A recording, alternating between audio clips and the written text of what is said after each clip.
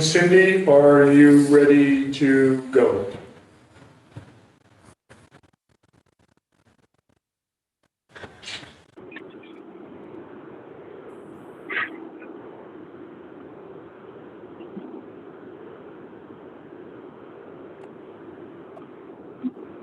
Yes, Your Worship, we're ready. We're live now. All right, thank you.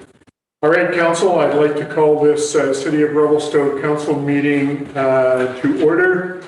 This meeting is being held as a special regular council meeting in accordance with the city's current council procedure bylaw in order to allow for electronic participation by some members of council, while the majority of council members attend the meeting in person. So I would like to ask for adoption of the agenda. Someone want to make that motion for me? Councillor Sherwood. Councillor Brooks Hill. All in favor? Motion's carried. Thank you.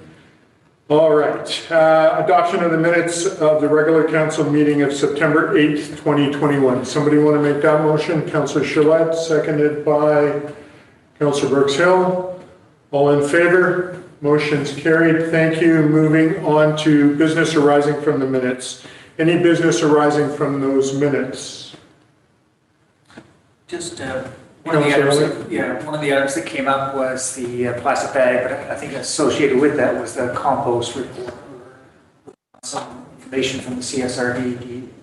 And so we have a CSRD meeting coming up next week, so I'll get that information and report back at next council meeting. Great. So we know where we're at. Any other business arising from those minutes?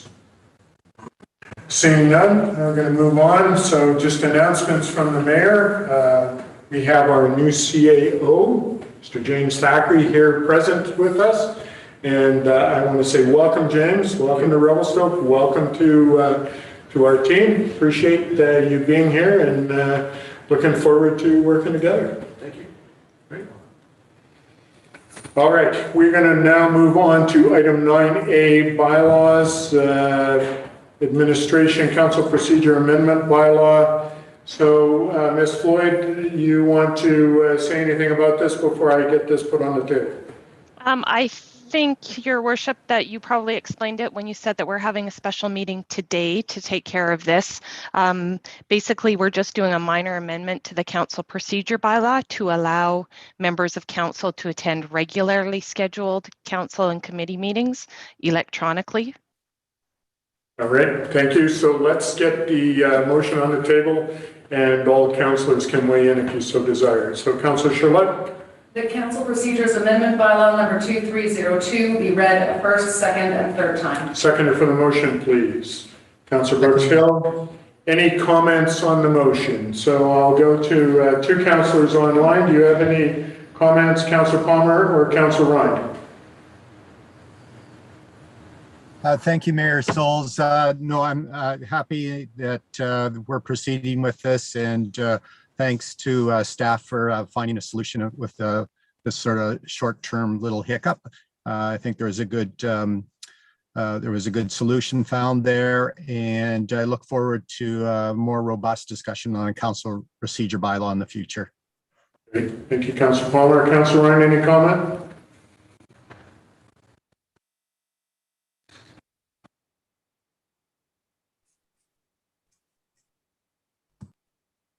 So I can't hear you. It looks like you're unmuted, but we can't hear you. Can you hear me now? Yes, we can. Thank you. Excellent. Okay. Yeah, so just to clarify, this is going to allow for only electronic meetings if they're not pre-scheduled? No, this is for any of our council meetings. If councillors are unable to be present for some reason, and we know ahead of time, then we can allow council to partake electronically, just as we're doing today. So the $5,000 per meeting cost that was outlined in the report would only be required if a councillor needed to attend remotely.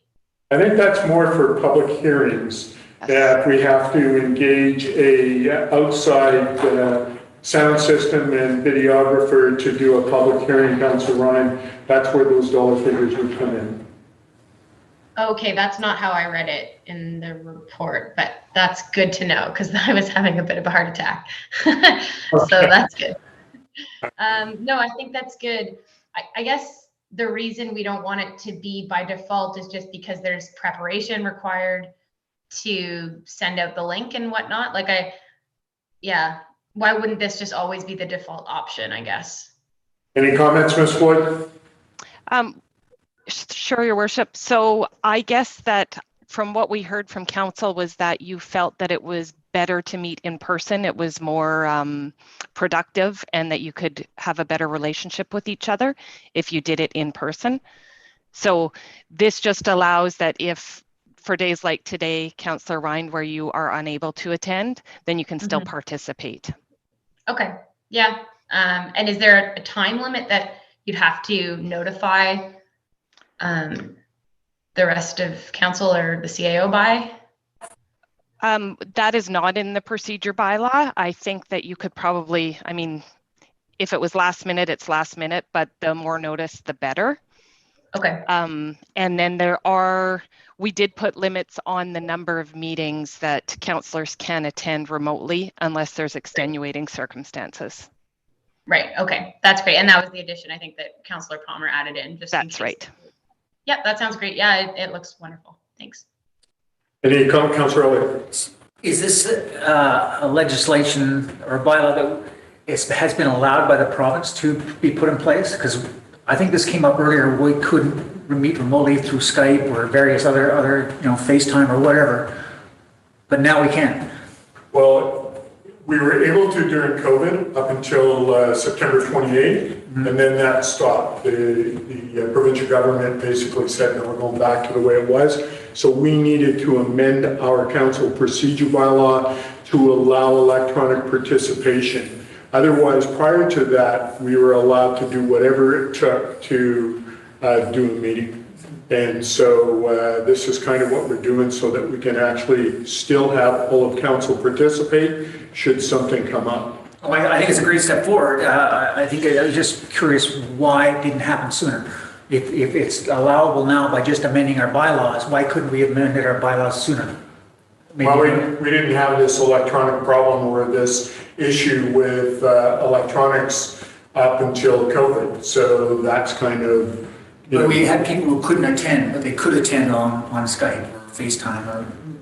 yeah, when the We're government really set up for it, though. Well, that's what I mean. Why couldn't we have done it? When we had to amend our bylaw, which is great. I'm all in favor of it, but I'm just saying, why couldn't it have happened in our previous era when we needed to have 6 people and we only had 4 or something?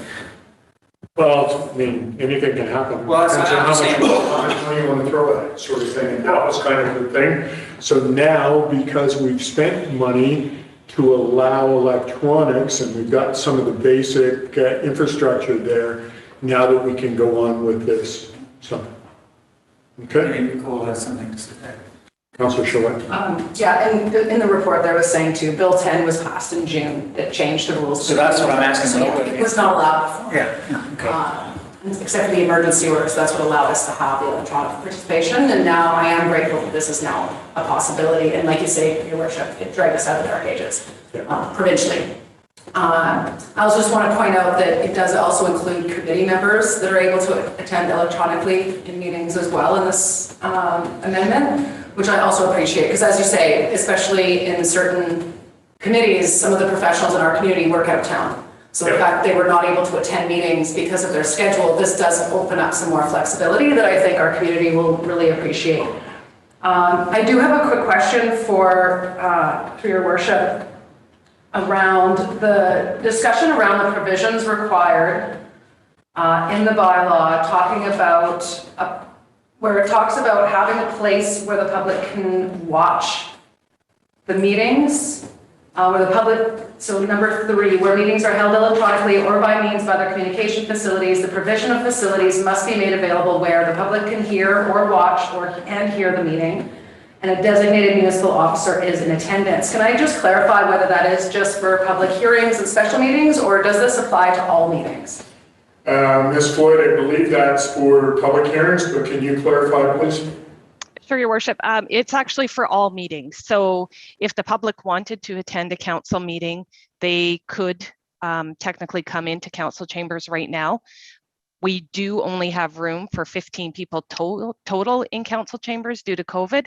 So we have another spot available that if there were more than 6 people, this is where the money comes into play, Councillor Rind, is that we need to have a designated officer. So for example, if Miss Wade was attending online, then Mr. Simon could be in that room. So we basically need officers available to monitor, I guess you would say, the public space. However, we have to have another public space available for those who want to come, should they not be able to fit in council chambers. Is that correct? Yes, they can still watch online though. It's only if they physically want to be in a spot. So if somebody doesn't have internet at home, we need to make sure that they are able to attend a council meeting.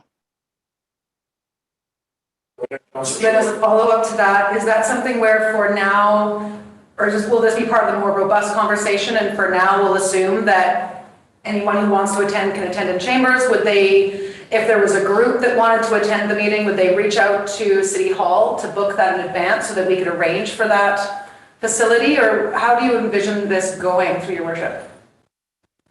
Ms. Floyd? That would be ideal, Councillor Charlotte. However, we do have spaces around City Hall that we could make it available. I don't foresee any big groups coming. For example, the public hearing will make sure that there is space for the right number of people. Okay. Yep, fair enough. Councillor Brooks Hill, any comments? No, not particularly. Okay. Any other comments from councillors? Any comment, Mr. Thackeray? Okay. I will then call the question. All those in favor? Motion's carried. Thank you. Appreciate that. We're going to move on to item 9B, Development Services, OCP Plan Amendment, Rezoning Application 714 Cedar Street. Ms. Hartling, you have a presentation for us? Yes, thank you, Your Worship. I'll just ask if I can give share screen permissions. Thank you.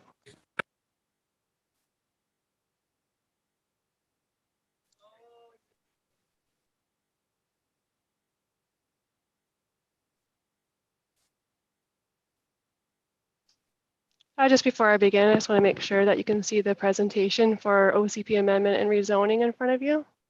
We can, thank you. Great, thank you. So the subject property owners have submitted an OCP and a rezoning amendment to facilitate a future residential development of a 4 to 5 unit row house.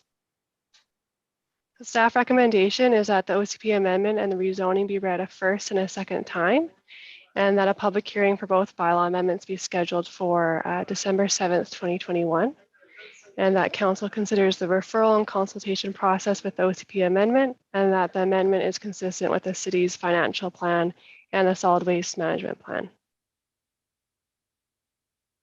So let's go over with a presentation, a bit about the background of the property, the proposal details, policy direction, and then staff recommendation. So the subject property is located at 714 Cedar Street. This is in the Clearview Heights neighborhood. It's currently vacant, forested with steep slopes, and it's approximately 0.5 hectares. The subject property was subdivided back in 1909 with no established road access until 2018. So the subject property owners had plans to develop both 714 and 788 Cedar Street, the two neighboring lots you can see in front of you there. And in 2018, they entered into a works and services agreement with the city to extend and install the road, water, and sewer within the right-of-way. That's along the frontage of 714, 788 Cedar Street and the neighboring two lots to the south.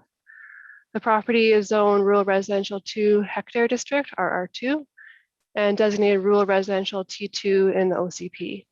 It falls within the environmentally sensitive and the environmental hazard development permit areas, both for unstable soils and then also the riparian areas protection regulation. And the property is currently not within form and character development permit area.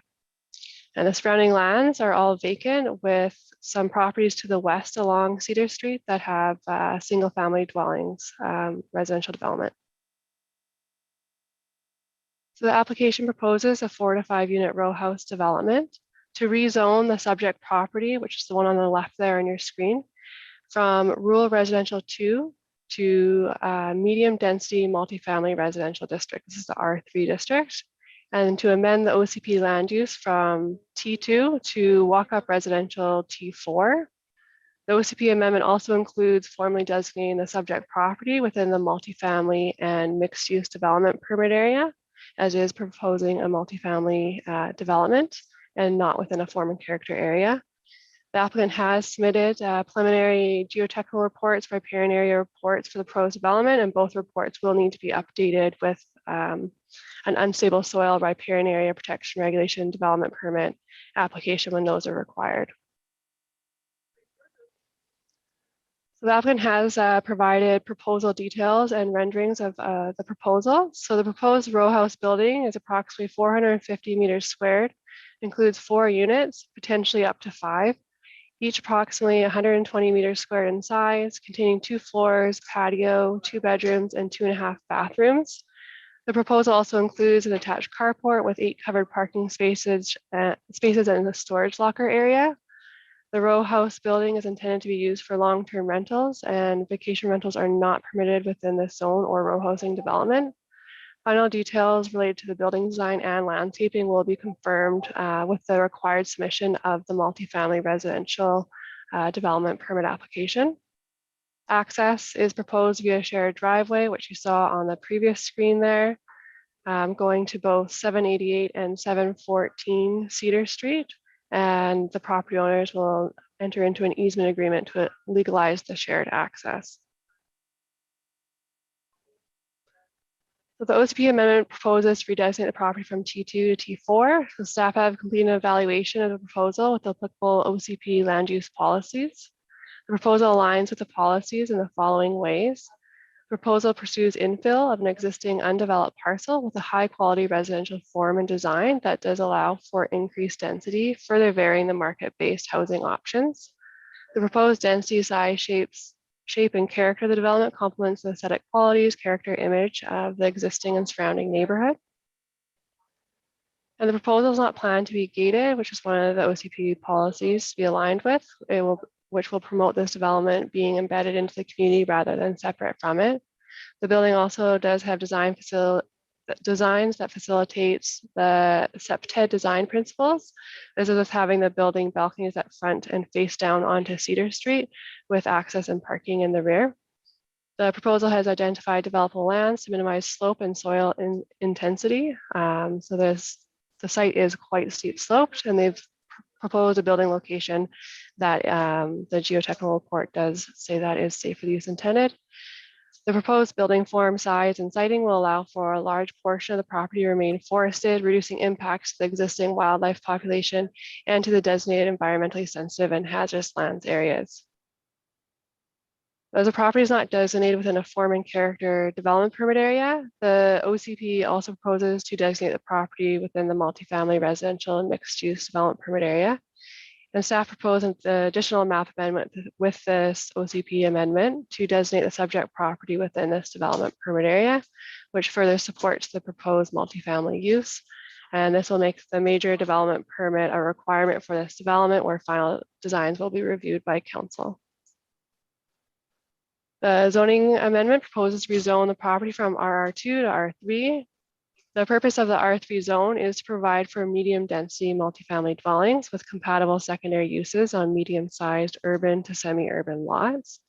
The R3 zone allows for the following uses of a single family dwelling, 2-family dwelling, row housing, and stack row housing. And the maximum density for this zone is 30 units per hectare. And the proposed density under this proposal is 8 to 10 units per hectare, with a total density of 4 to 5 units on the half hectare lot. So given the existing site constraints, more than 5 units on this lot would be challenging to accommodate. While the R3 does permit more density than what the applicant requires, the zone needed to allow for this zone is required for row house use, as the R1, R2 zones do not permit row houses, and this is the next zone up that does allow for that use and for the proposed density that the applicant's proposing. The application outlines that the proposed row house building will have adequate access and will be serviced by water, sewer, and power.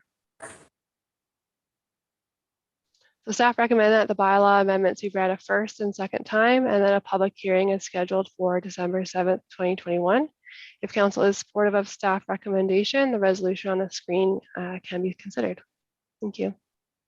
Thank you, Ms. Hartling. So let's get the first resolution on, and then we can ask some questions if you have any. So someone want to do number 1, please.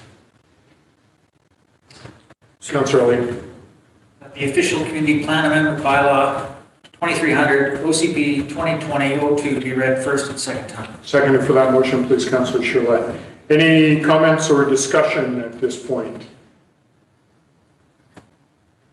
Councillor Palmer. Thank you, Mayor Sulz. Through to Ms. Hartling.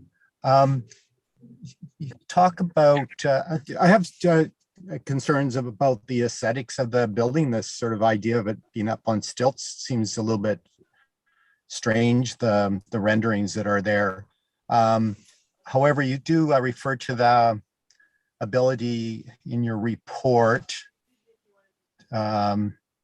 that it would be subject to a major development permit where the final designs be reviewed. Can you just talk a little bit about, you talked about the setup principles of looking down on Cedar, but why are those stilts in the front? And I understand, you know, that this might be conceptual plans, but it just seems a little bit unusual of what I see there visually anyways. Ms. Hartling. Yeah, through your worship, my understanding is due to the siting, the constraints of the slope, that they have positioned it that way on the slope with the stilts. It's something that can be considered if it is not aesthetically pleasing for council with the major development permit area. But my understanding was it was due to the lot constraints, which could be something that they could amend further down the road if it is something to change. But that's my understanding. Comment, Councillor Palmer.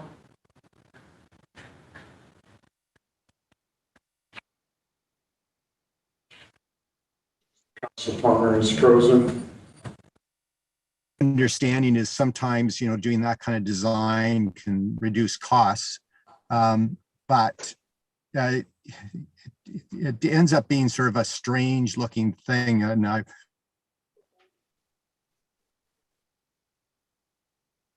Palmer, you're cutting in and out, and so we're not getting all of your comments.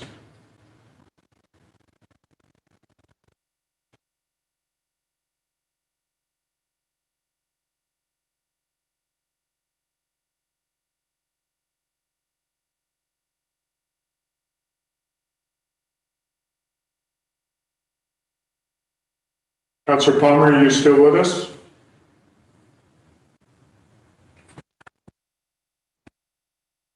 So while we wait to see if Councillor Palmer is able to sign back in, are any other comments from Councillor Palmer? You're back. yeah, sorry about that. I think my connection isn't very stable. So if I disappear, just continue without me. So I think I sort of made my point there regarding that, and I would just I'll support the motion as it is on the table, but just a notification to the developer that I really think they need to give a good indication of what this is going to look like from the street level, because it has a sort of strange feel to me. Thank you, Mayor Sulz. Thanks, Councillor Palmer. Any other comments from other councillors? Councillor Elliott? I think I wonder whether it's the same owner for both lots there, and whether they are doing one lot why wouldn't they do the zoning change for 2 lots at the same time? It seems a bit odd that they, unless they're planning something different. Any comment on that, Ms. Hartman? Yeah, through your worship, the main lot, as my understanding is, would be for the single family dwelling, for the owners own both lots. And then the lot being rezoned would be for long-term rentals. So the subject property owners wish to build the one lot that meets the zoning, so it does not require a rezoning application. Great, thank you for that. Any further comments, councillors? Councillor Brixville, and then I'll come back to Councillor Elliott. I'm in support of this. It's a little sad for me. I live just down the street and there's trails that go through these lots and I walk my dogs there almost every day, but such is life. People. Progress. It's talked about in the report, but wasn't in the presentation that they're planning on. I'm happy to hear that they're planning on doing long-term rentals in these units. I would be more supportive of this if we had something in writing, some kind of housing agreement, because I know plans change, basically. Things happen for a wide variety of reasons that are outside of everyone's control. And so if we're going to be rezoning something, I think we should be getting something in writing that at least a portion of the units are going to be used for rental housing. Okay, I'm going to go to Councillor Charlotte and then Councillor Palmer before I go back to Ms. Hartman. Councillor Charlotte. Well, just to clarify, Your Worship, I did hear the presentation that it was going to be long-term rentals and that short-term rentals or vacation rentals would not be allowed in the zoning. So this is the only valid option in the zoning, in the land use, from what I understood. There's long-term rentals or that's just selling them to whoever. Right. And that's a whole different thing because it's a strata building. So we'll go back to Ms. Hartman in a moment. Yeah, so maybe that's the... Yeah. Councillor Palmer, you have your hand up? Thank you, Mayor Sulz. Just further on that particular point, things happen as far as whether they're rentals or home ownership, and I don't think there's anything that we can actually do to force it into long-term rentals if there's people that are purchasing them, and I think that market will bear that. Just a point, again, from my perspective, the back of this is going on to the Trans-Canada Highway. To me, this is a potential area that a higher density I could support. I know that's not what they're asking for, but again, it's just a sort of a comment. If there was a way that the developer was to get higher density, I think the trouble would be with the parking. But so it's just again a general point, not specific to the resolution on the table. Thank you, Mayor Sulz. Thank you, Councillor Palmer. Ms. Hartman, any comment on the requirement for a long-term rental in writing, or if they were to be sold, would they have to be a strata thing sold or a whole unit sold? How does that work? Could you just elaborate, please? Yep. Through your worship, yeah, if they were wanting to sell the units, they would have to do a strata. So they would have to stratify all the units, be able to sell them, which is a more complicated process, but that is something that they could potentially pursue in the future. So without doing a strata, they would have to rent them out long-term. Long-term agreements typically are when we are doing, they're asking for a higher density than what's permitted in the zone. R3 does permit this lot at the size, to also answer Councillor Palmer's question. With the size of lot at 0.5 hectares, if there weren't so many site constraints, they could potentially get 14 to 15 units. However, there are quite the site constraints with the steep slopes, access and drainage, and the riparian area being there. So it's not likely that they would get over 5. If they really wanted to push it, they could potentially get 6, but they would have to really prove that out with the geotechnical report, riparian area report, and drainage and servicing on the site. So potential for that. If we were asking for a long-term rental, typically this is when they're asking for a higher density than what the lot would be able to permit in that zone. So they're actually requesting under. I'm not sure if Mr. Simon wants to weigh in on housing agreements over long-term rentals and when we do require them. But that is something that council could consider. It's just not something that staff thought was a requirement over this specific development. Any comment? To your worship and all of council, no, nothing really too much further than what Ms. Hartling indicated. She's correct. The Local Government Act basically enables a zoning bylaw to establish one set of density rules in your zoning bylaw, which would be 30 units per hectare in the case of the R3 zone, which, as Ms. Hartling has indicated, the proponent is well under. And then the LGA also enables the establishment of additional density provisions if conditions such as a housing agreement are met. In this particular case, as they are not seeking density beyond what would be permitted in the R3 zone, then there would be no legislative opportunity to require that housing agreement. Great, thank you, appreciate the comments. Any further comments, council? Councilor Palmer, you have your hand up, and then I'll go to Councilor Elliott. Yeah, just a quick question. Has the neighbors been consulted at all by the developer or the city? Has there been any feedback at all at this point? Any comment, Ms. Hartling? Through the worship, the city has not contacted the neighbors at this point. We would be sending out with the next stage of the application process, the formal public hearing letters with 2 neighbors within 100 meters, and then doing the 2 ads within the newspaper. So that time the neighbors will have been consulted. We have recommended to the applicant that they do discuss their plans with the neighbors. I'm not sure if that formally has been done at this point, though. Thanks. Thank you. Councilor Elliott. I'm just curious why we're going too much into the design and the long-term. He's just asking, can I increase the zone? Can I pick a zone that would work for bigger density? And that's the question we're addressing. For long-term rentals and apartments and condos, we need variety. And I think it fits in what we're looking for in our town. But I think about the design, the actual physical look of the building is a bit premature at this point. So. Okay, thanks for that comment. Any other comments? Seeing none, I will ask the question. The OCP amendment bylaw be read a first and second time. All those in favor?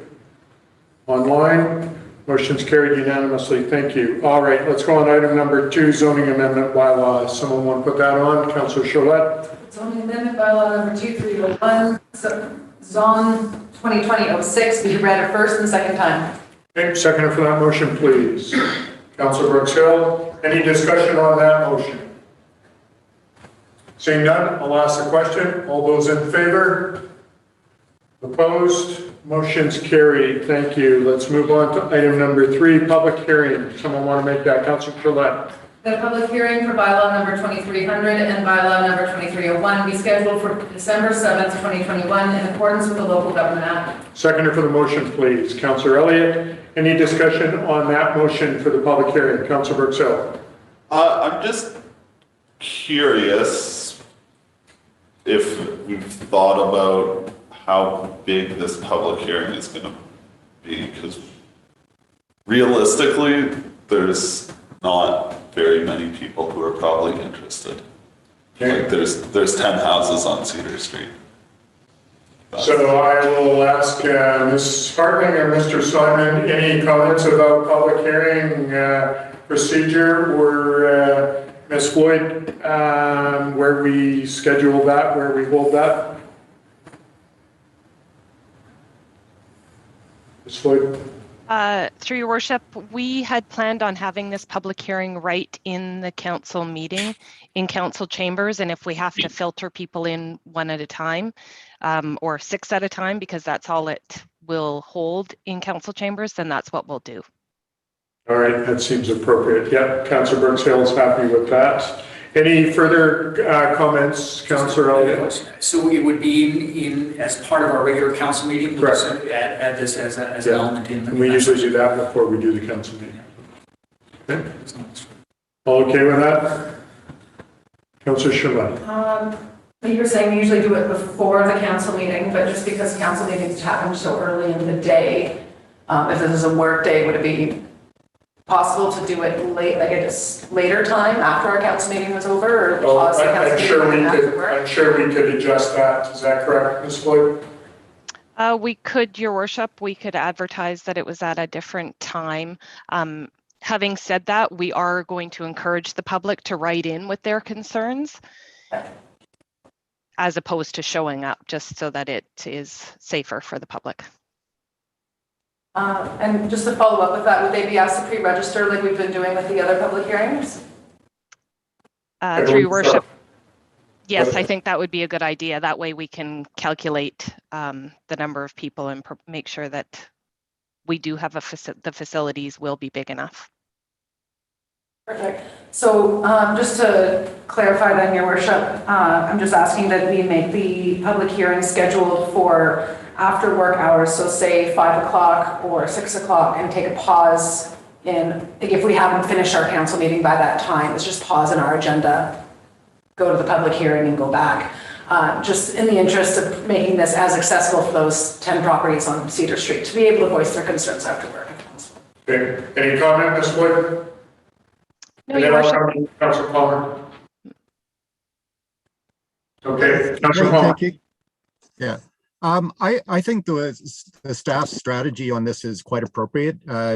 Unless there is any significant concerns from the Cedar residents, there's a high probability that nobody's going to show up. So I think this is an appropriate time at the beginning of the council meeting to do that. I don't think we need to do any further accommodation. If there's a problem with that time, we should be looking at the time we meet as a council, and that would be with the procedure bylaw. We have that discussion at another time. But I think we should just stick with what staff's suggested.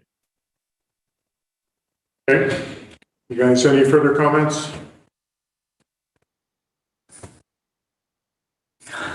Personally, if they're going to get up in arms about it, they'll show up at a meeting, right? Or they'll send a note, a letter or something. I developed on that area, and same thing. I was in a council meeting, and the 2 or 3 people that were interested in it showed up.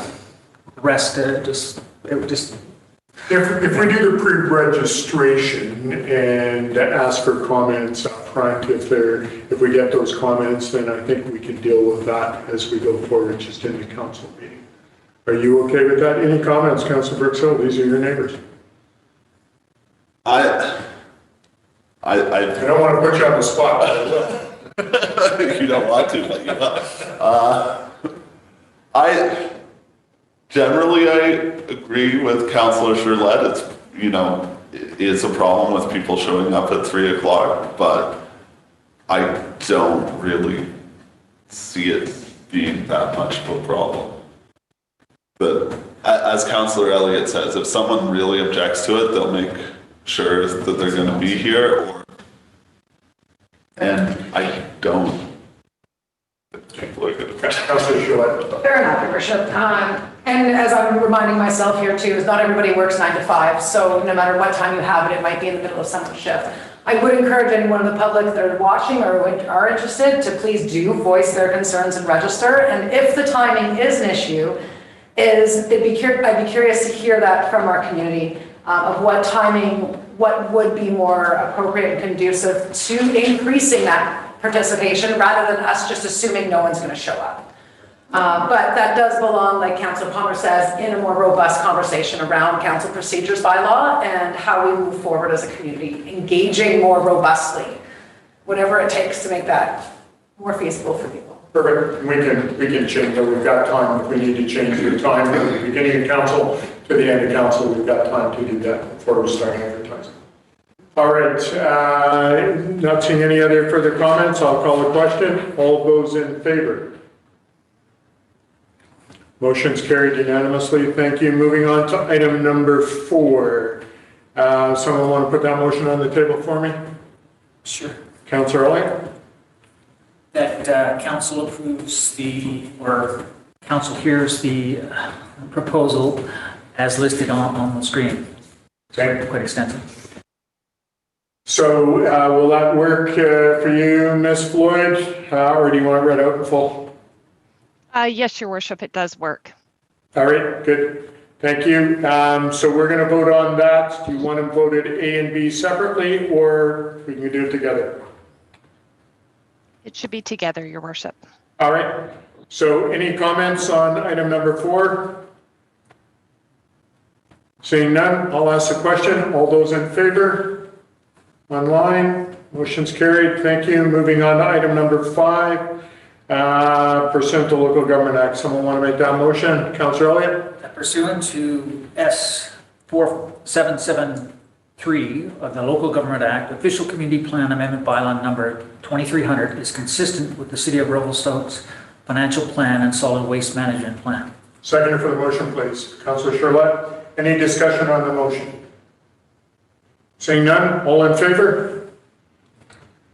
Motion's carried unanimously. Thank you, Council. Moving on to item 11A, staff reports, development services, Jacobson 4 development permit. So, Ms. Hartling, do you have any report, or you want to speak to this at all? I know this is for information only, but if you want to speak to it, by all means.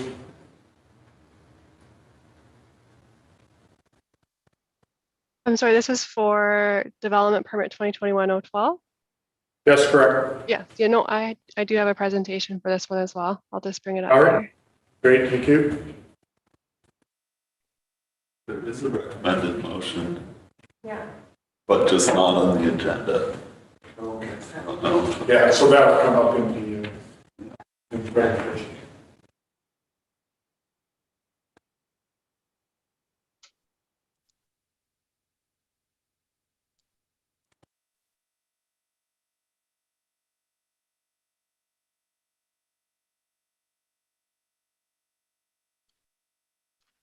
Just before I begin, through your worship, can you see the presentation on the screen there?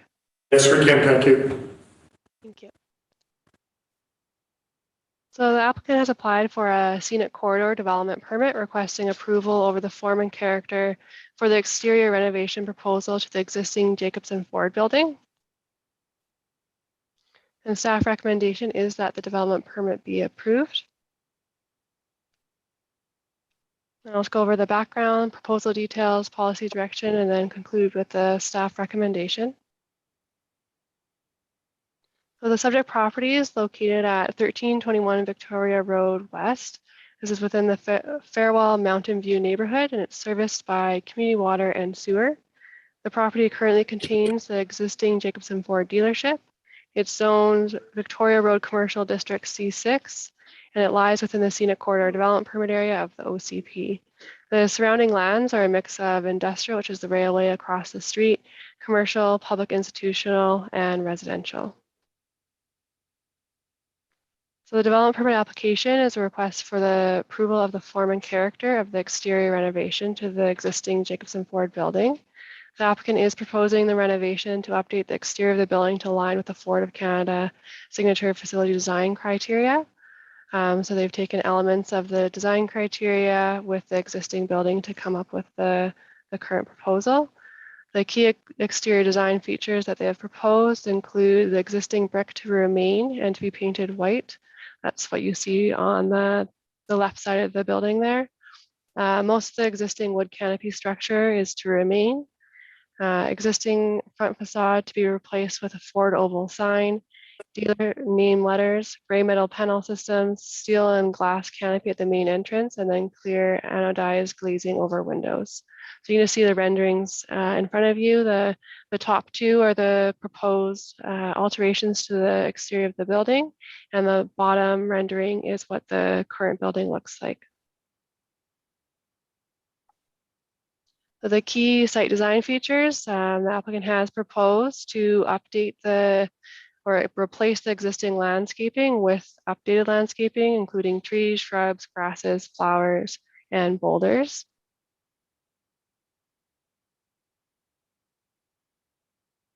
And staff are supportive of the development permit application as proposed exterior renovation to the Jacobson Ford building responds to the applicable guidelines as follows. So the form and character of the proposed exterior renovation projects a high quality image and character within the existing neighborhood. The proposal incorporates and maintains the existing natural wood elements of the building that were required with the previous development permit application back in 2005 that complements the historic features of downtown. The surrounding uses are a mix of industrial with a railway to the north, commercial, public institutional below the building, and then residential to the east of the building.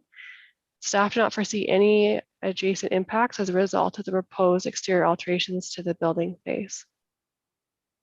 So for landscaping and parking, the area of the property abutting the sidewalk and street has existing landscape. It's in the form of grass and trees, and the applicant is proposing to replace this with a combination of trees, shrubs, grasses, flowers, and boulders to enhance the curbside appeal. And this would the upgrade to the existing landscaping will provide a natural buffer between the existing parking and the surface areas from the public sidewalk and the street. And a landscape security will be required before building permit issuance in the amount of 125% of the landscape estimate. Garbage and recycling are all existing and they're screened from the public view and from the street. There are proposed signs and the future signage will be evaluated in accordance with the City of Revelstoke sign bylaw. So staff recommend that the DP application be approved. And if council is supportive of the staff recommendation, then the resolution on the screen can be considered. Thank you.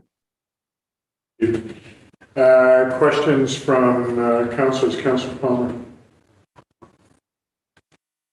I'll put the motion on the table. The development permit DP 2021-012 be approved at 1321 Victoria Road West, Lot 1, District Lot 7, Kootenai District Plan NEP 22444 for the form and character of the exterior renovation to the Jacobson Ford building. Seconder for the motion, please. So Councilor Charlotte, any discussion on the motion? Has a nice Toyota feel to it. It's great.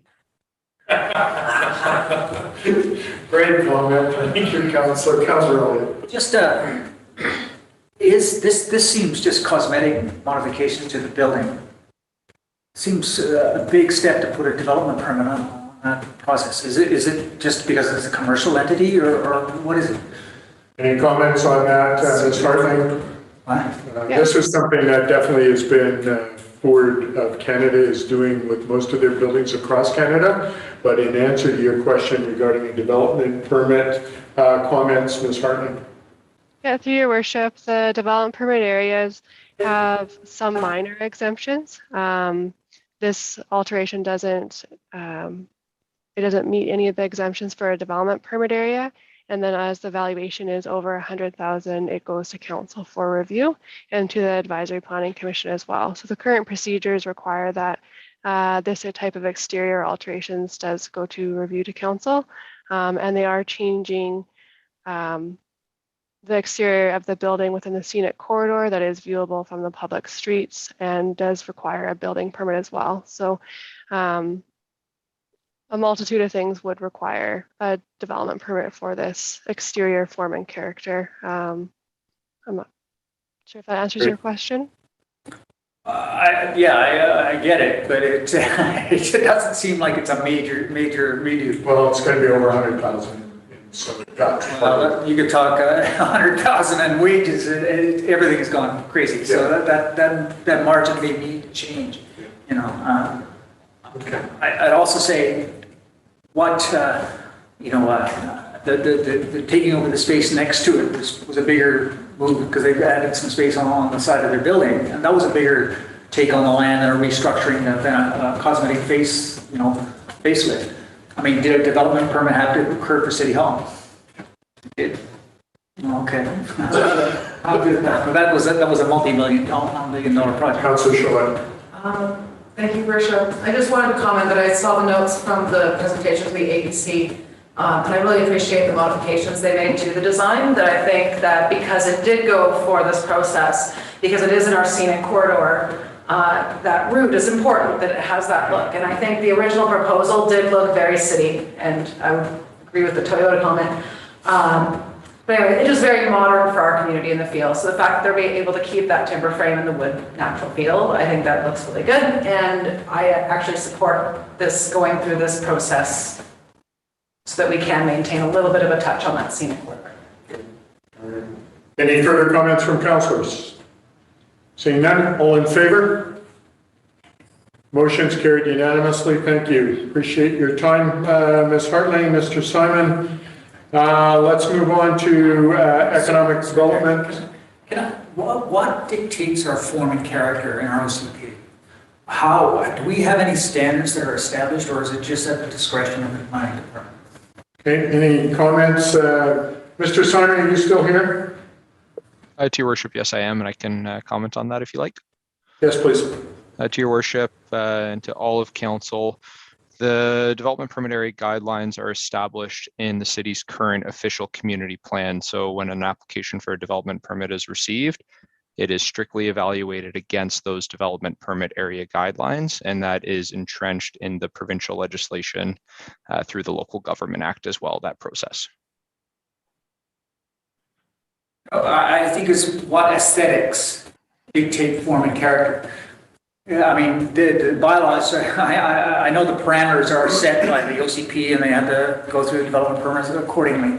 But what design standards do we have in place? Are they discretionary? If they don't like aluminum or if they want a wood post, is that dictated in our OCP? Is it, I don't know if it is. Mr. Simon, do you want to talk a little bit about that? I know this went to the APC and they had made some recommendations back to their proponent, but is there any standard regarding aesthetics when it comes to OCP? To your worship, through to Councillor Elliott, I think Councillor Elliott is hitting one of the challenges that planners have with form and character development permit area guidelines, is that there can be a subjective element to it as well, right? What is aesthetically pleasing to one person may not be aesthetically pleasing to another. So how do you entrench that within a prescriptive document like a zoning bylaw or an official community plan in the form of guidelines? Our development permit area guidelines, they do include references to materials and colors that do vary depending on what development permit area you go within, but that's about as specific as it gets. And those materials and colors are based on the historic materials and colors that were used in Revelstoke buildings when the city was developing in the early 1900s. So there'll be references to brick as well as wood, and you'll see staff, when we are evaluating these, we are very careful that any reference to any changes that we make, it has to be as per those applicable development permit area guidelines. And in this particular circumstance, you can see the wood accents and the brickwork of the Ford building were retained as part of those applicable development permit area guidelines to demonstrate conformance with them. So there is materials and color references within our guidelines, and that's what staff would be looking at.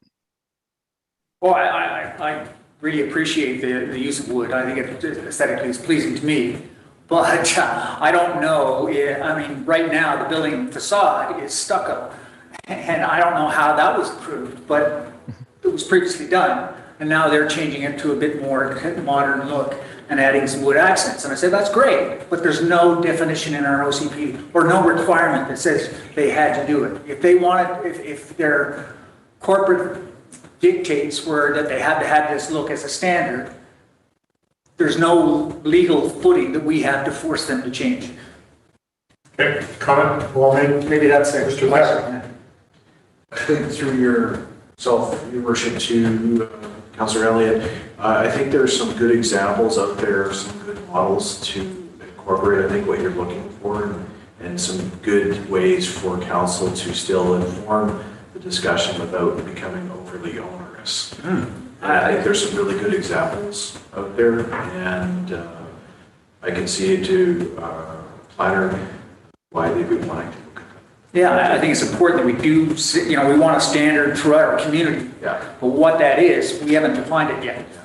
But I think there are some good examples out there that I think I would encourage staff to look at. I'm certainly aware of some of myself.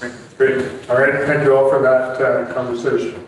Okay, let's move on to item 11B, economic development, the RDI Recreation Access Project. So Ms. Mays was going to try to join us. She's been ill at home with a cold. Ms. Mays, are you present? Do you want to weigh in? Thank you, Your Worship. Yes, I am present, and I'll give a brief overview of this report today. Thank you. So the intention of our report is to provide an update since the January 26, 2021 council meeting, where council approved CED support for a funding application by the Rural Development Institute of Selkirk College to enable the city and regional partners to move towards a regionally collaborative backcountry recreation land use plan. This grant application was unfortunately not successful. CED has maintained communication with the Columbia Basin Rural Development Institute, and we found an opportunity to reignite a slightly smaller yet equally valuable State of the Backcountry internship project, which is outlined in this report in more detail. The total cost of this project is $17,360. And we just received news today from RDI that they were successful in securing $7,390 through a national wage subsidy grant to be used towards this project. So today we're looking for council support to allocate the remaining $9,970 from our CED budget, which has come from EOF funding received under a previous application, to go towards this State of the Backcountry internship project. Thank you. Great, thank you, Ms. Mays. And this is money that we've already dedicated to the EOF for this, correct? That is correct. Great, thank you. All right, does somebody want to put this motion on the table for me, please? Councillor Charlotte. The update provided by the Rural Development Institute regarding funding and internship opportunities to support the Recreation Access Management Project be received for information. Seconder for the motion, please. Councillor Elliott. Any discussion on this motion? All those in favor? Motion's carried. Thank you. Moving on to item number 2. Someone want to put that on? That's regarding the funding. Councillor Charlotte. That the use of community economic development funds of $9,970 to support an internship position with the Rural Development Institute, RDI, to assist with research into backcountry recreation access planning best practices be supported. Seconder for the motion, please. Councillor Elliott. Discussion on this motion. Any comments from council? Councillor Charlotte. So from what I understand, then, Your Worship, at the end of this internship, we can expect to have a solid plan of how to move forward with backcountry recreation access plan. That's our intention. And do we have, forgive me if I missed it in the report, just a timeline on when we would expect that plan to be ready to start?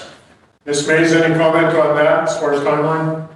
Yes, we anticipate the start of this project to begin November 1st and carry out to March 2022, and that will give us the report from this internship project and steps to move forward. Okay, great, thank you. That's my question. The same. Your question same? All right, awesome. Any further comments or questions? Seeing none, I'll ask the question. All those in favor? Online? Motion's approved. Thank you. Appreciate that. Thank you, staff. Thank you, Ms. Mays, for being here. Appreciate you taking the time to be here today. Get well soon. So, Ms. Floyd, do we have any questions from the press? We do not, Your Worship. All right, then we are at the end of our meeting, councillors, so I'm going to ask for a motion to terminate the meeting. Councillor Elliott, seconded by Councillor Brooks Hill. All in favor?